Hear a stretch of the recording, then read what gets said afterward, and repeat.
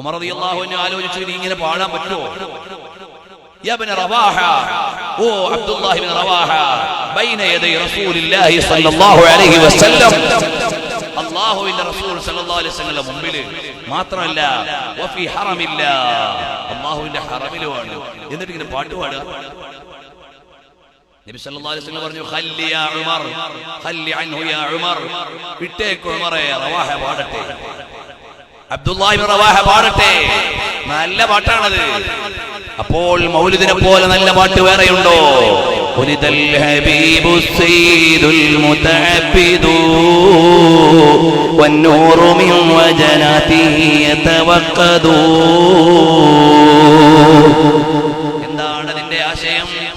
നബി സല്ലല്ലാഹു അലൈഹി വസല്ലം തങ്ങൾ പിറവിയെടുത്തു. അവിടുത്തെ കവിൾത്തടത്തിൽ നിന്ന് പ്രകാശം ഇങ്ങനെ പ്രവഹിക്കുകയാണ്. ജിബ്രീലു നാദാ ഫീ മനസ്സതി ഹുസ്നിഹി ഹദാ മലീഹുൽ കൗനി ഹദാ അഹ്മദു. ജിബ്രീൽ അലൈഹിസ്സലാം അണിഞ്ഞൊരുങ്ങിയതിന്റെ പാരമ്യതയിൽ നിന്നുകൊണ്ട് വിളിച്ചു പറയുകയാണ്, ഇത് പ്രപഞ്ചത്തിന്റെ മുഴുവനും സൗന്ദര്യഭാവമാണ്, ഇത് മുത്തുനബിയാണ് സല്ലല്ലാഹു അലൈഹി വസല്ലം തങ്ങളാണ്.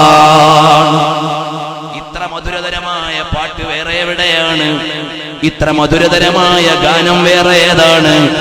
ഇത്ര മനോഹരമായ ബൈത്തുകൾ വേറെ ഏതാണ്? അബ്ദുല്ലാഹി റവാഹ തങ്ങൾ പാടുകയാണ്, ഖല്ലൂബനിൽ കുഫാരി അൻ സബീലിഹി. മുത്തുനബി സല്ലല്ലാഹു അലൈഹി വസല്ലം തങ്ങളുടെ മുന്നേറ്റത്തിന്റെ ഗാഥ പാടുകയാണ്.